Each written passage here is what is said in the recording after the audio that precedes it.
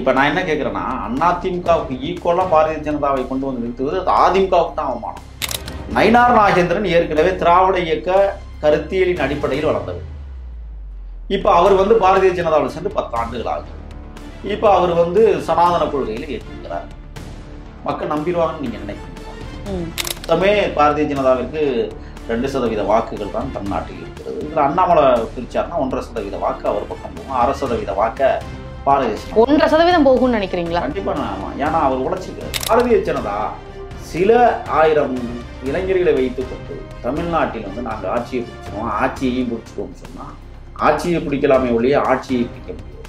அவனுக்கு கொள்கை கோட்பாடெல்லாம் கிடையாது. இன்னும் பாரதிய ஜனதாவுக்கு என்ன கொள்கை இருக்கு, கோட்பாடு இருக்கு சொல்லுங்க பார்ப்போம். இந்து மதத்தை பரப்புவது. தமிழக வெற்றி கழகம் என்கிற தவிர்க்க முடியாத இயக்கம் தமிழ்நாட்டில் இன்றைக்கு காலூன்றி இருக்கிறது. விஜய் தெளிவாக அறிவித்து விட்டார், எதிரியும் துரோகிகளையும் நாங்கள் சந்திக்க எதிரெதிர் துருவத்தில் தான் நாங்கள் நிற்போம்னு சொல்லிட்டாரு. இப்ப திருப்பியும் நயினார் நாகேந்திரன் வந்து சிண்டு பிடிச்சி விட்டார். இதை எழுதி வச்சுக்கோங்க, அதிமுகவோடு பாரதிய ஜனதாவும் பயணிக்காது, திராவிட முன்னேற்ற கழகத்தோடு அதன் கூட்டணி கட்சிகளான விடுதலை சிறுத்தைகளும் கம்யூனிஸ்டுகளும் பயணிக்க மாட்டார்கள்.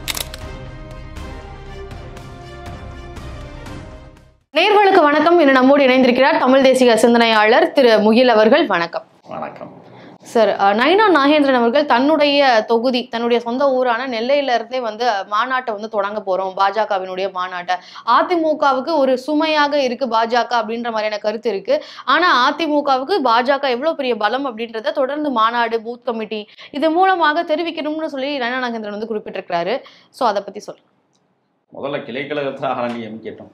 பாரதிய ஜனதா, நயினார் நாகேந்திரன், அண்ணாமலை, தமிழிசை, வானதி சீனிவாசன், யாராக இருந்தாலும் கிளைக்கழகமே இல்லாத ஒரு கட்சிக்கு எப்படி மாநாடு? நீங்க மாநாட்டில் ஆளை கூட்டிட்டு வருவாங்க, எப்படி கூட்டிட்டு வருவாங்க நம்மளுக்கு தெரியாதா என்ன? 200 ரூபாய்க்கு ஆளுகள் கிடைக்கும். இப்ப நான் என்ன கேட்கிறேன்னா, அதிமுகவுக்கு ஈக்குவலா பாரதிய ஜனதாவை கொண்டு வந்து நிறுத்துவது அது அதிமுகவுக்கு தான் அவமானம். கிட்டத்தட்ட 35 ஆண்டு காலம் இந்த மண்ணிலே ஆண்ட கட்சி அந்த கட்சி. இப்ப அந்த கட்சிக்கு வந்து டம்மி பற்ற வேலையை இப்ப பிஜேபி தொடங்கிட்டாங்க. இப்ப பிஜேபி வந்து இப்ப தேர்தல் இருக்குது இல்ல, எல்லா அரசியல் கட்சியிலும் கிளம்பும். அதுக்கு தான் நான் ஒரு கவிதை எழுதினேன். கட்சி கொடிகள் காற்றை கிழிக்கும், நச்சு பாம்புகள் நாற்காலி கேட்கும், ஆட்சி கட்டிலில் ஓநாய்கள் அமரும், தமிழர் மீட்சி கண்ணீர் வடிக்கும்னு ஒரு 10 வருஷத்துக்கு முன்னாடி எழுதப்பட்ட கவிதை. இப்ப என்னன்னா, தேர்தல் நெருங்க நெருங்க எல்லா அரசியல் கட்சியும் மக்களிடம் நடிப்பதற்கான வேலையை தொடங்கி விட்டார்கள். மக்களை இழித்தவாயர்கள். இப்ப பாரதிய ஜனதா வந்து எங்க ஊர்ல எல்லாம் பாரதிய ஜனதானா அப்படின்னா என்ன பண்ணி கேட்பான். இல்ல சார், அண்ணாமலை வந்து மூல முடுக்கெல்லாம் கொண்டு போய் சேர்த்துட்டாங்கன்னு. ஏங்கம்மா நீங்க வேற. ஆணவ ஜாதியை நிறைந்தவர்களிடம் அண்ணாமலை ஈடுபட்டிருக்கிறார். தாழ்த்தப்படுத்தப்பட்ட, மிகவும் தாழ்த்தப்படுத்தப்பட்ட சமூகத்துல அண்ணாமலைனா யாருக்கும் தெரியாது. பாரதிய ஜனதா என்கிற நான் கேட்கிறேன், தடிச்சு நில்லுங்க. என்ன சதவீதம் வாக்குவாங்க? 2.6 பாயிண்ட்டுக்கு மேல உங்க வாக்கு இங்க உயராது தமிழ்நாட்டை பொறுத்தவரை. நீங்க ஆட்சி கட்டல, நீங்க அதிமுகவை தோளில் தூக்கி நீங்க சுமக்கல, அவங்க தூக்க போறாங்க, அவங்க சுமக்க போறாங்க. 2% அல்லது 3% இருக்கிற வாக்கு வங்கி அதிமுக நம்பி இருக்கிறது எப்படின்னு எனக்கு தெரியல. இப்ப எடப்பாடியார் வந்து ஊரா கிளம்பிட்டா இருப்பார். அவரும் நான் என்ன கேட்கிறேன்னா, நயினார் நாகேந்திரன் ஏற்கனவே திராவிட இயக்க கருத்தியலின் அடிப்படையில் வளர்ந்தவர். இப்ப அவர் வந்து பாரதிய ஜனதாவில் சேர்ந்து 10 ஆண்டுகள் ஆகிறது. இப்ப அவர் வந்து சனாதன கொள்கையில ஏற்றிருக்கிறார். மக்கள் நம்பிடுவாங்கன்னு நீங்க நினைக்கிறீங்களா? நயினார் நாகேந்திரன் ஏற்கனவே கூட்டணியில் தான் வெற்றி பெற்றார். இப்ப தனிச்சு நின்னா வெற்றி பெற்றுவாரா? இப்ப 4 ஆண்டுகள் நீங்க சாதனை பண்ணியிருப்பீங்கல்ல, 4 ஆண்டுகள் மக்கள் பணியாற்றி இருக்கீங்கல்ல, மக்கள் வந்து இன்னைக்கு அமோகமா உங்களை வரவேற்கலாமே. நயினார் அவர்களே, நீங்கள் கூட்டணியே வேண்டாம், நீங்க செஞ்ச செயல்பாட்டுக்கும் நீங்கள் உங்களுடைய வேலை திட்டத்துக்கும் பயங்கரமா நீங்க வந்து தனியா களத்துல நிக்கலாம்னு சொல்லலாமே. ஏன் அப்புறம் தேர்தலுக்கு நாடாளுமன்ற தேர்தலுக்கு 4 கோடி ரூபாய் உங்க பணம் போய் மாட்டுச்சு? மக்களுக்கு கொடுக்கத்தானே எடுத்துட்டு போனீங்க. உங்கள் செயல்பாடு தானே உங்களுக்கு வந்து திட்டமா இருக்க முடியும். அப்ப கோடிகளில் கொள்ளையடித்து வைத்திருப்பதை கடைசி நேரத்தில் மக்களிடம் இறைப்பதற்கான வேலையையும் பாரதிய ஜனதா தொடங்கி இருக்கிறது. மாநாடு நடத்திட்டா ஆட்சி அமைச்சிருவீங்களா? சரி, இப்போ அண்ணாமலை அவர்கள் வந்து IPS அதிகாரியா இருந்து வந்தாரு. அவருக்கு இந்த மாதிரியான தேர்தல் நுணுக்கங்கள்லாம் தெரியாது. இப்போ மாநாடு அமைக்கணும், பூத் கமிட்டி பண்ணணும் அப்படின்னு சொல்லி நயினார் நாகேந்திரன் வந்து ஒரு அரசியல்ல முதிர்ச்சி பெற்றவர் அப்படின்ற அடிப்படையில அவர் இந்த மாதிரியான விஷயங்கள்லாம் செய்யறாரு. ஆனாலுமே நயினார் நாகேந்திரனுக்கு கட்சிக்குள்ளேயே வந்து அவர் தொண்டர்களுடைய ஆதரவு பெருசா இல்லைன்னு சொல்றாங்க. அது எந்த அளவுக்கு உண்மை நினைக்கிறீங்க? நீங்க கேட்பது நியாயமான கேள்வி. அண்ணாமலைக்கு இருக்கிற தொண்டர்கள் பாரதிய ஜனதா தொண்டர்கள் நயினார் நாகேந்திரனுக்கு இருக்கிறார்களா என்றால் இல்லை. ஏன்னா நான் ஏற்கனவே குறிப்பிட்டதை போல அவர் வந்து அதிமுகவிலிருந்து வந்தவர், அம்மாவின் நம்பிக்கையை பெற்றவர். உண்மையிலேயே அம்மாவினுடைய விசுவாசியாக அவர் இருந்திருந்தால் பாரதிய ஜனதாவுக்கே அவர் வந்திருக்க மாட்டார், அது வேறு கதை. ஆனால் இன்றைக்கு பாரதிய ஜனதா சில ஆயிரம் இளைஞர்களை வைத்துக்கொண்டு தமிழ்நாட்டில் நாங்கள் ஆட்சியை பிடிச்சிருவோம், ஆட்சியையும் பிடிச்சிருவோம்னு சொன்னால் ஆட்சியை பிடிக்கலாமே ஒழிய ஆட்சியை பிடிக்க முடியாது. இதுதான் இங்கே நடக்கிற விஷயம். இப்போ நயினா நாகேந்திரன் நீங்கள் குறிப்பிட்டதை போல கிராமப்புறங்களில் அவர் அனைத்து இந்திய அண்ணா திராவிட முன்னேற்ற கழகத்தில் இருக்கிற போதே அவர்களுடைய தேர்தல் வியூகங்களை கற்றறிந்தவர். குறிப்பாக அந்தந்த மாவட்டத்திற்கு மாவட்டம் தேர்தல் வியூகங்கள் மாறும். ஒரே மாவட்டத்தை போல எல்லா மாவட்டங்களும் ஒரே தேர்தல் வியூகங்களை வகுக்க முடியாது. ஏன்னா சில இடங்களில் சில நெளிவு சுழிகளோடு தான் பூத் கமிட்டியிலே அமைக்க முடியும். இதுவரை திராவிட இயக்கங்கள் பூத் கமிட்டியில அமைக்கிற போது சேரிகளுக்கென்று அல்லது பறையர் பல்லர்களுக்கென்று பூத் கமிட்டி அமைப்பதே கிடையாது. ஏன்னா அவர்களை இழிவு நிலை ஜாதியாகத்தான் இவர்களும் பார்த்தார்கள். அதே தான் பாரதிய ஜனதா அதோட இழிவு நிலை ஜாதியாக அவர்கள் பார்ப்பார்கள். இதை யார் உணர வேண்டும் என்றால் பறையர் என்று சொல்லப்படுகிற மக்களும் பல்லர் அதற்கு கீழே இருக்கக்கூடிய பிற சமூக மக்களும் உணர வேண்டும். இதுவரை இந்த தமிழ்நாடு அரசியல் வரலாற்றில் பூத் கமிட்டி அப்படின்னா என்ன செய்வாங்கன்னா, ஆதிக்கவாதிகளை போட்டு உள்ள அனுப்புவாங்க. வெளியில ஓட்டு கேட்கறதுக்கும் கொடிதோரணங்கள் கட்டுவதற்கும் போஸ்டர்கள் ஒட்டுவதற்கும் பயன்படுத்தக்கூடிய மக்களாகத்தான் இந்த அன்றாடங்கட்சி மக்களை எல்லா கட்சிகளும் பயன்படுத்தி இருக்கிறது. அதில் பாரதிய ஜனதா மட்டும் விதிவிலக்கல்ல. 200 ரூபா கொடுத்தா அவனுக்கு சாராயம் வாங்கி கொடுத்தா அவன் இரவு ஒட்டிடுவான், கட்டிடுவான். ஆனால் பூத் கமிட்டி என்பது அப்படி அமைப்பதல்ல. வார்டு வாரியாக கிராமங்கள் தோறும் இருக்கிற வார்டு வாரியாக வார்டுல இப்ப எப்படின்னா ஒரு ஊராட்சிக்கு 7 வார்டுகள் ஒதுக்கும். அதுல கிட்டத்தட்ட 3 வார்டுகள் 2 அல்லது 3 வார்டுகள் பாத்தீங்கன்னா பறையர் குடிகளாக இருப்பார்கள் அல்லது பல்லர் குடிகளாக இருப்பார்கள். சில இடங்கள்ல பறையர்களுடைய ஆதிக்கம் கூடுதலாக இருக்கும், சில இடங்களில் பல்லர்களுடைய ஆதிக்கம் கூடுதல் இருக்கும். அங்க ஊருக்கு ஊர் மாறுபடும். அப்ப கிராமங்களில் நீங்கள் பூத் கமிட்டி அமைக்கிற போது மிக கவனமாக அமைக்க வேண்டும். இல்லை என்றால் அங்க என்ன நடக்கும்னு சொன்னா, பூத் கமிட்டி இல்ல சேரியில இருக்கிறவன் ஒரு 400 ஓட்டு வச்சிருப்பான், ஆதிக்க குடிகள்கிட்ட ஒரு 1500 ஓட்டு இருக்கும். வர்ற காசையும் இவனே எடுத்துக்குவான், இவனே எல்லாம் பண்ணிக்குவான், இவனே எல்லாம் செய்வான், அவனுக்கு அனுப்ப மாட்டான். ஆனா அவனை வேலை வாங்குவான் 200 ரூபாய்க்காக. ஆனால் இப்பொழுது இணையத்துல மிகப்பெரிய அளவுல வேலை செஞ்சுட்டு இருக்கிறதுனால கைபேசி இப்போ பூத் கமிட்டி அமைப்பதில் பிரச்சனை இருக்கு. இப்போ என்ன கேட்பான் ஒவ்வொரு சில, எங்களுக்கும் பூத் கமிட்டிங்கிறது என்னன்னு தெரியும்பா, எங்களுக்கு போடுங்க, நாங்களாம் படிச்சுக்கிறோம். இந்த கேட்பதற்கான ஒரு வாய்ப்பு இன்னைக்கு கிடைத்து விட்டது. அதில் பாரதிய ஜனதாவுக்கு எத்தனை இடங்கள்ல பூத் கமிட்டி அமைக்க முடியும் நீங்க நினைக்கிறீங்க? ஆதிக்க சாதிகள் இடத்துல எவனாவது ஒருத்தர் 2 பேர் இந்த இந்து வெறியனா இருக்கிறவன் அல்லது இந்து மதத்தை சார்ந்தவனாக நடிப்பது போல நடித்து பணம் பெறுவதற்காக நிறைய பேர் பாரதிய ஜனதா போன்ற இந்த மாதிரி கட்சிகளில் ஏன் உறுப்பினராக இருக்கிறான்னா பணத்துக்கும் பதவிக்கும் தான். அவனுக்கு கொள்கை கோட்பாடெல்லாம் கிடையாது. இன்னும் பாரதிய ஜனதாவுக்கு என்ன கொள்கை இருக்கு, கோட்பாடு இருக்கு சொல்லுங்க பார்ப்போம். இந்து மதத்தை பரப்புவது. இந்து மதம் எங்க, யார் விட்டு இந்து மதம்? அப்படி ஒரு கேள்வி எல்லாம் இருக்குல்ல. அப்ப கோட்பாடு தெரியாதவர்களிடம் வேண்டுமானால் நயினா நாகேந்திரன் போன்றவர்கள் பூத் கமிட்டியை பற்றி பேசலாம். கோட்பாட்டை அறிந்த சேரிகளில் போய் பேச முடியாது. அதிமுகவை சேர்ந்த அன்வர் ராஜா அவர்கள் தற்போது ஒரு கருத்தை முன்வைக்கிறாரு. அதாவது இப்போ பாஜக அதிமுக கூட்டணியில இருக்கிற காரணத்தினால சிறுபான்மையினருடைய வாக்குகள் கொஞ்சம் சிரமம் தான் அப்படின்றத சொல்றாரு. பாஜக எப்படியாவது தமிழ்நாட்டுல பறந்தரணும், தமிழ்நாட்டுல கால் பதிச்சிடணும்னு நினைக்கிறாங்க. ஆனா அது ஒருபோதும் நடக்காதுன்றதையும் குறிப்பிடுறாரு. சோ இந்த ஒரு கருத்து மறுபடியும் கூட்டணியில ஏதாவது ஒரு பிரச்சனையை ஏற்படுத்துமோ அப்படின்ற ஒரு பார்வை இருக்கு. சோ அதை பத்தி சொல்லுங்க. மரியாதைக்குரிய அன்வர் ராஜா அனைத்து இந்திய அண்ணா திராவிட முன்னேற்ற கழகத்தில் எம்ஜிஆர் காலத்திலிருந்து அரசியல் செய்யக்கூடிய மனிதர். ராமநாதபுரம் தொகுதியை நாடாளுமன்றத்துக்கே குறிவைத்தவர். பலமுறை நாடாளுமன்ற தொகுதியில் நின்று தேர்ந்தெடுக்கப்பட்டவர், எம்பியாக கூட.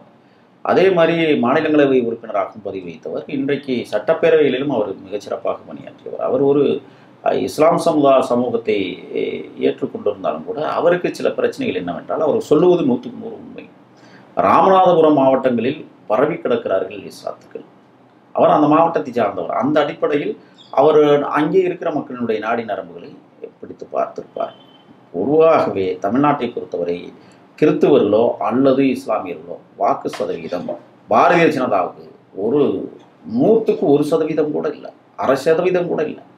அப்போ அவர் என்ன செய்கிறாருன்னா, அதிமுகவில் இருக்கிறமே நம்ம பாரதிய ஜனதாவோட இவங்க போய் கூட்டணி வச்சுக்கிறாங்களே, நம்மெல்லாம் எப்படி வாக்களிப்பது என்கிற ஒரு குற்ற உணர்வோடு தான் அவர் அந்த வார்த்தையை வெளிப்படுத்தி இருக்கிறார். அன்வர் ராஜா போன்றவர்கள் அதிமுகவின் நீடிப்பதே அவப்பெயர் தான். அவரை அந்த சமூகம் ஏற்றுக்கொள்ளாது. எப்படி ஏற்கும்? ஏற்கனவே நீங்க பாரதிய ஜனதாவோடு கூட்டணி வச்சு சட்டமன்றத்தில் ஏதோ சேச்சம்னு நீங்கள் சொல்கிறீங்க. அன்னைக்கு வந்து திராவிட முன்னேற்ற கழகத்தில் வந்து வலுவான கூட்டணின்னு சொல்லிட முடியாது. ஆனால் திருமா போன்றவர்கள் அந்த கூட்டணியில் இடம்பெற்றிருந்ததால் அதிக வாக்கு சதவீதங்களை அவர்கள் வைத்திருந்த காரணத்தால் திமுகவிற்கும் அண்ணா திமுகவிற்கும் ஒன்றும் பெரிய வித்தியாசம் இல்லை, ஓட்டு வித்தியாசம். ஏன்னா உங்களுக்கு நான் ஒன்று சொல்லிடுறேன். 2019 திமுக வந்து 1.4 கோடி வாக்குகளை வாங்கியது. ஆனால் 2024 அது சதவீதம் அடிப்படையில் மிகப்பெரிய குறைவு ஏற்பட்டது. 2024 நாடாளுமன்ற தொகுதிகளில். இப்போ 2019 சட்டமன்ற தொகுதியில் அதிமுக 84 லட்சம் வாக்குகள் வாங்கியது. ஆனால் இன்றைக்கு அந்த வாக்குகள் வாங்கியிருக்கா என்றால் குறைந்திருக்கிறது. அதற்கு காரணம் என்னவென்றால் 2019 நீங்கள் ஏற்படுத்திய கூட்டணி, பாரதிய ஜனதா மற்றும் அதிமுக கூட்டணியுடைய விளைவு, அதனுடைய தாக்கம் அடுத்த நாடாளுமன்ற தேர்தலிலும் பிரதிபலித்தது. நீங்க என்னைக்கா இருந்தாலும் பாரதிய ஜனதாவோட கூட்டணி சேருவீங்க அப்படிங்கிற ஒரு எண்ணம் இருந்தது. பாரதிய ஜனதா வந்து 15.5 லட்சம் வாக்குகளை வாங்கியது இங்க 2019 அவர்களுக்கு ஒதுக்கப்பட்ட தொகுதியில். அது அதிமுக ஓட்டு இருக்கு, அதை கவனிக்கணும் நீங்க. கூட்டணியில் அவர்கள் 2024 தனியாக போட்டிட்டார்கள், அதிமுகவை விட்டு கடந்து. அப்போ அவர்கள் வந்து கணிசமான வாக்குகளை வாங்கியிருந்தார். அதுக்கு காரணம் பிரதமர் யார் என்று தேர்வு செய்கிற ஒரு தேர்தலாக இருந்ததால். இப்போ காங்கிரஸ் வந்து 54 லட்சம் வாக்குகள் திமுக கூட்டணியோடு சேர்த்து வாங்கியது 2019. ஆனால் அது நாடாளுமன்ற தேர்தலில் மிக குறைவாக வாங்கியது. எது? காங்கிரஸ். அப்போ இந்த ஓட்டு சதவீதம் நீங்க ஏற்கனவே 234 தொகுதியில் மக்கள் நீதி மையம் மட்டும்தான் 227 தொகுதியில் போட்டிட்டது. நாம் தமிழர் 234, திமுக கூட்டணி 234, அண்ணா திமுக கூட்டணி 234. அப்போ அமமுகவும் தனியாக நின்றுது, அதுவும் 234 தொகுதியில் நின்று களம் கண்டாங்க. ஆக இப்படி நாம் ஓட்டு சதவீதத்தை பார்த்தோமே ஆனால் பாரதிய ஜனதாவிற்கு தமிழ்நாட்டில் எந்த சதவீத வாக்குகளும் இல்லை என்பதை புள்ளி விவரங்கள் சொல்லுகிறது. இன்னொன்னையும் நான் உங்களுக்கு சொல்கிறேன். 2024 கிட்டத்தட்ட 2019 திமுக வந்து 152 தொகுதிகள், அதிமுக 81 அப்படிங்கிற ரீதியில் அவங்க வெற்றி பெறுகிறாங்க. இப்போ திமுக வந்து போட்டிட்டாங்க 2024. ஆனால் வெற்றி என்பது திமுக 123 தொகுதிகள், காங்கிரஸ் 16, சிபிஐ 4, சிபிஎம் 4, மதிமுக 4, விசிக 4 என்று பிரித்து கொண்டார்கள். இப்போ அந்த தேர்தல் களம் தமிழ்நாட்டில் அமைந்திருக்கிறதா என்றால் இல்லை. ஏனென்றால் இப்போதான் முக்கியமான விஷயம். 2026 தமிழக வெற்றி கழகம் என்கிற தவிர்க்க முடியாத இயக்கம் தமிழ்நாட்டில் இன்றைக்கு காலூன்றி இருக்கிறது. இல்ல சார், இப்போ நயினா நாகேந்திரன் வந்து அவரும் அதுதான் சொல்றாரு. தமிழக வெற்றி கழகத்தினுடைய நோக்கமும் எங்க நோக்கமும் ஒண்ணுதான், திமுக ஆட்சியை வந்து தகர்த்தெறியணும்ன்றது ஒரு நோக்கம். அதனால நாங்க இணைஞ்சா கூட்டணி அமைச்சா அது வந்து சாத்தியம் அடையும் அப்படின்றத குறிப்பிடுறாரு. தொடர்ந்து விஜய் வந்து வர்றதுக்கான வாய்ப்புகள் இருக்கு, பேச்சுவார்த்தை நடந்தது அப்படின்றது இது மூலமா நம்ம எடுத்துக்கலாம் இல்லையா? கண்டிப்பா இல்லாம எனக்கு தெரியும் அங்கே நடந்திருக்கிறது. இப்போ அவர் நயினார் நாகேந்திரன் வந்து திமுகவை வீழ்த்த வேண்டும் என்பது நயினார் நாகேந்திரனுக்கு கொள்கை, விஜய்க்கு கொள்கை இல்லையா? விஜய்க்கும் கொள்கை. ஆனால் விஜய்க்கு இன்னொரு கொள்கை இருக்குல்ல, உங்களை வீழ்த்தணுங்கிறதுல இருக்கிறாங்கல்ல. நாடாளுமன்ற தொகுதியில் நாடாளுமன்ற தேர்தல் வருகிற போது பாரதிய ஜனதாவை வீழ்த்தணும் அப்படிங்கிற குறிக்கோள் இருக்கு. அப்போ அன்னைக்கு வந்து நீங்க கேட்பீங்களா திமுகவும் தமிழக வெற்றி கழகமும் ஒன்னா அப்படின்னு கேள்வி கேட்பீங்களா? இல்லை. விஜய் தெளிவாக அறிவித்து விட்டார், எதிரியும் துரோகிகளையும் நாங்கள் சந்திக்க எதிரது துருவத்தில் தான் நாங்கள் நிற்போம்னு சொல்லிட்டாரு. இப்போ திருப்பியும் நயினார் நாகேந்திரன் வந்து சிண்டு முடிஞ்சு விடுறாரு. தமிழக வெற்றி கழகம் உறுதியாக சொல்லிவிட்டது, நாங்களுக்கு தனியாக தான் கலங்கான போகிறோம், கூட்டணி கட்சிகளை வந்து பேசுவதற்கு முழு அதிகாரம் வந்து விஜய்கிட்ட கொடுத்துருக்கு அந்த கட்சி. ஆனால் நான் சொல்கிறேன், எழுதி வச்சுக்கோங்க, அதிமுகவோடு பாரதிய ஜனதாவும் பயணிக்காது, திராவிட முன்னேற்ற கழகத்தோடு அதன் கூட்டணி கட்சிகளான விடுதலை சிறுத்தைகளும் கம்யூனிஸ்டுகளும் பயணிக்க மாட்டார்கள். திமுக கூட கண்டிப்பா தேர்தல் நெருங்க நெருங்க நெருங்க இன்னும் பாருங்கள் என்னென்ன பிசுறுகள் தட்ட போகிறது என்று. ஒரே அணியில் தமிழ்நாடு அப்படின்ற தலைப்பை வந்து நயினா நாகேந்திரன் வந்து சூஸ் பண்ணியிருக்காரு மாநாட்டுக்கு. அந்த ஒரே அணியில் தமிழ்நாடு அப்படின்றத பத்தி உங்க பார்வை என்ன? இப்போ ஓரணியில் தமிழ்நாடுங்கிறத திமுக பறைசாட்டி இருக்கு. ஓரணியில திமுக பக்கம் யார் போவான்? விசிக, கம்யூனிஸ்ட் கட்சிகள். எப்படி? அவங்களுக்கே இங்க பிரச்சனை இருக்கே. அப்போ இந்த கூட்டணி எல்லாம் மொத்த கூட்டணிகள் எல்லாமே ஒன்று சேர போறாங்க அப்படின்னு அர்த்தமா? நயினார் நாகேந்திரன் வந்து பேசிட்டு இருக்கலாமே, பாரதிய ஜனதாவை நம்பி தமிழ்நாட்டில் யார் போவாங்க? அதிமுக இப்ப போயிருக்காது, தற்காலிக பிசுறுகள். அதிமுக வந்து நிரந்தரமா அங்க அவங்களோட நிற்பாங்களாங்கிறது. ஏன்னா பாரதிய ஜனதாவுக்கு என்ன வாக்கு வங்கி இருக்கிறது என்பதை வந்து எடப்பாடிக்கு நல்லாவே தெரியும். இப்போ எடப்பாடி ஏன் கிளம்பிட்டார் ஊருக்கு? இவ்வளவு நாளா என்ன பண்ணாரு? தூங்கிக்கிட்டு இருந்தார். எடப்பாடியார் ஏதாவது ஒரு எதிர்க்கட்சி தலைவர் தானே. இங்கே இருக்கிற கனியாமூர் ஸ்ரீமதி மரண வழக்காக போராடினாரா? வேங்கவயலுக்காக போய் போராடினாரா? தீவெட்டிப்பட்டி கோயில் பிரச்சனைக்காக போராடினாரா? திரௌபதி அம்மன் கோயிலுக்காக வந்தாரா? வடகாடு கலவரத்திற்கு வந்தாரா? நாங்குநேரி சின்னசாமி வெட்டப்பட்ட போது வந்தாரா? எதுக்குமே அவளே. இன்னைக்கு அஜித்குமார் படுகொலை செய்யப்பட்டதற்காவது வந்தாரா?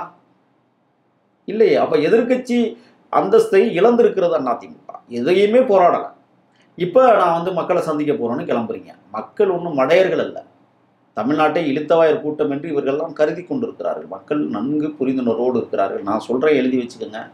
நீ எத்தனை பேர் என்னமே கிராமங்களில் போனாலும் அதிமுக திமுக கூட்டணிங்கிறது கிட்டத்தட்ட முடிவாகிவிட்டது தமிழ்நாட்டிலிருந்து அப்புறப்படுத்தப்படுவது. அதாவது அதிமுக அமைச்ச கூட்டணியும் சரி, திமுக அமைச்ச கூட்டணியும். ஓகே. இப்போ நயனா நாகேந்திரன் அவர்களை பொறுத்த வரைக்கும் அவரு முன்னாடியே குறிப்பிட்டிருந்தாரு, தமிழ்நாட்டை மத்தியில பிரதமரா இருக்கிறது மோடி அவர்கள் நினைச்சா பிஜேபி தான் இருக்கிறாங்க. ஸோ மோடி அவர்கள் நினைச்சா தமிழ்நாட்டை ரெண்டா பிரிக்க முடியும். வட மாவட்டங்களுக்கு எல்லாம் ஒரு முக்கியத்துவம் இருக்கு, தென் மாவட்டங்களுக்கு முக்கியத்துவம் இல்லை அப்படின்ற மாதிரியான கருத்தெல்லாம் முன் வச்சவர். ஸோ அதை எப்படி பாக்குறீங்க அந்த கருத்தெல்லாம்? தமிழ்நாட்டை பிரிப்பதுங்கிறது நீங்கள் தேன் குளவியிடம் விரலை விடுவதற்கு சமம். நீங்கள் தமிழ்நாட்டை பிரிக்கணும்னு நினச்சிங்கன்னா நான் சொல்ல தேவையில்லைன்னு நான் நினைக்கிறேன். கொதித்தெழுவார்கள் தமிழர்கள் இரண்டாக பிரிந்து விடக்கூடாது. ஏனென்றால் ஏற்கனவே தமிழர்களுடைய நிலங்களை நாம் பறிகொடுத்திருக்கிறோம். காமராசர் ஆட்சி காலத்தில் எங்களூர் என்று சொல்லக்கூடிய பெங்களூரும் கோலார் தங்கவேலும் குடகு மலையும் எம் இனத்தினுடைய மண் பறிகொடுத்திருக்கிறோம். மொழிவெளி மாநிலங்களாக பிரிக்கப்பட்ட போது இன்றைக்கு ஒரு மாநிலமாக இருக்கிற தமிழ்நாட்டை இவர்கள் பிரிக்க நினைத்திருக்கிறார்கள் என்றால் இவர்களுக்கு என்ன இப்போ வெறி வந்திருக்குன்னு சொன்னால், நான் தென் தமிழ்நாட்டில் நாங்கள் போட்டிட்டோம்னா நாங்கள் ஜெயிச்சிருவோங்கிறோம் மமதை. ஒட்டுமொத்த தமிழ்நாடாக இருக்க போது எங்களால் ஒன்றுமே பண்ண முடியலைங்கிற கருத்துக்கு நயனா நாகேந்திரன் வருகிறார். நான் என்ன கேட்குறேன்னா, தமிழ்நாட்டை பிரித்து உங்களுடைய அரசியல் லாபத்திற்காக நீங்கள் பகடையை நகர்த்துவீர்களேயானால் தமிழ்நாடு வேறு வழியில் போராட பிடிக்கும் என்பதுதான் என்னுடைய திட்டமான கருத்து. ஏன்னா தமிழ்நாட்டை பிரிக்க நினைத்தால் இந்தியாவிடமிருந்தே தமிழ்நாடு பிரியும் என்பதையும் சொல்லுங்கள். Okay sir. இப்போ நயனா நாகேந்திரன் அவர்கள் ஒரு விஷயத்த பதிவு பண்றாரு. தொலைபேசியில அழைப்பு கொண்டா கூட என்னை யாருமே மதிக்கிறது இல்லை, வணக்கம் சொன்னா கூட வணக்கம் சொல்ல மாட்டாங்க கட்சியினர் அப்படின்ற இதை முன்வைக்கிறாரு. இது ஏதோ தொண்டர்களுக்கு அண்ணாமலை அவர்களே மீண்டும் தலைவராகணும்ன்ற ஒரு கருத்தை இப்போ அவர் இதை வேற முன்வைக்கிறதுனால இது வெளிப்படையாவே அந்த கருத்து தான் வருதோ அப்படின்ற ஒரு பார்வை இருக்கு. ஸோ இது எந்த அளவுக்கு ஏற்றுக்கொள்ளக்கூடிய ஒரு விஷயமா இருக்கும்னு நினைக்கிறீங்க சார்? இப்போ அண்ணாமலை தனி கட்சி தொடங்கிடுவார்னு நான் நினைக்கிறேன் விரைவில். இப்போ அதை நோக்கி தான் பாரதிய ஜனதா போய் கொண்டு இருக்கிறது. ஏன்னா திருப்பி அண்ணாமலைக்கு அகில இந்திய தலைவர் பதவியை கொடுப்பதற்கு வாய்ப்பில்லை. ஏன்னா அந்த கட்சியில் 3 ஆண்டுகளுக்கு ஒரு தலைவர் என்கிற முறையில் தான் இதுவரை அவர்கள் பயணித்து வந்திருக்கிறார்கள். இப்போ நயனா நாகேந்திரனுக்கு கொடுத்திருக்கிறார்கள் என்றால் முன்னாடி ஒரு அமைச்சராக இருந்தவர், நீண்டகால அரசியல் செஞ்சவர் அப்படிங்கிற அடிப்படையில் இன்னைக்கு அவருக்கு கொடுத்துருக்குறாங்க. இன்னொன்று என்னன்னா, இயல்பாகவே RSS சித்தாந்தங்களோடு உருவான தலைவர்கள் பிஜேபியில் இல்லை. அதனால தான் அதிமுக வந்த அவருக்கு கொடுக்கப்பட்டிருக்கு. ஆகையால் நான் என்ன சொல்றேன்னு சொன்னா, பாரதிய ஜனதா விரைவில் உடையும் தமிழ்நாட்டை பொறுத்தவரை. அது அண்ணாமலை ஒரு பக்கம் பிச்சுக்கிட்டு போவார். அவருக்கும் ஒன்றும் பெரிய வாக்கு சதவீதம் மொத்தமே பாரதிய ஜனதாவிற்கு 2% வாக்குகள் தான் தமிழ்நாட்டில் இருக்கிறது. இதில் அண்ணாமலை பிரிச்சாருன்னா 1.5% வாக்கு அவர் பக்கம் போகும், 1/2% வாக்க பாரதிய ஜனதா. 1% போகும்னு நினைக்கிறீங்களா? கண்டிப்பா. ஏன்னா அவர் உழைச்சிருக்கிறார், அண்ணாமலை உழைத்திருக்கிறார். ஆகையால் அவர் பக்கம். இன்னொன்று என்னன்னா, அவருடைய அரசியல் என்பது சற்று வேறுபட்டது. ஆகையால படித்தவர்கள் சில பேர் RSS சித்தாந்தங்களோடு இருக்கக்கூடியவர்கள் அண்ணாமலையை ஆதரிப்பதற்கும் வாய்ப்பு இருக்கிறது. 2% ஓட்டு 1.5%ஆகவும் 0.5% நயனா நாகேந்திரனுக்கும் போக அதிக வாய்ப்பு. பிரச்சனையை அங்கிருந்து தொடங்குவாங்க பாமகவை போல. Okay sir. பாஜகக்குள்ள இருக்கக்கூடிய அரசியல் நகர்வுகளையும் அதிமுக பாஜக கூட்டணி இப்படி பல விஷயங்களை கிட்ட பகிர்ந்துக்கிட்டதுக்கு மிக்க நன்றி. நன்றி.